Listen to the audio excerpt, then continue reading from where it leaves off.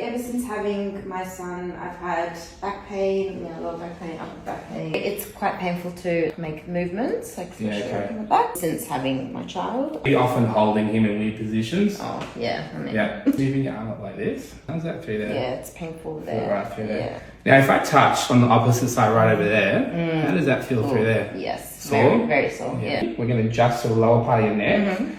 And then I'm just going to go like that. Beautiful. Okay. Really check that shoulder. How's that through there? Yeah, much better. Moving way better. Oh my gosh, yeah.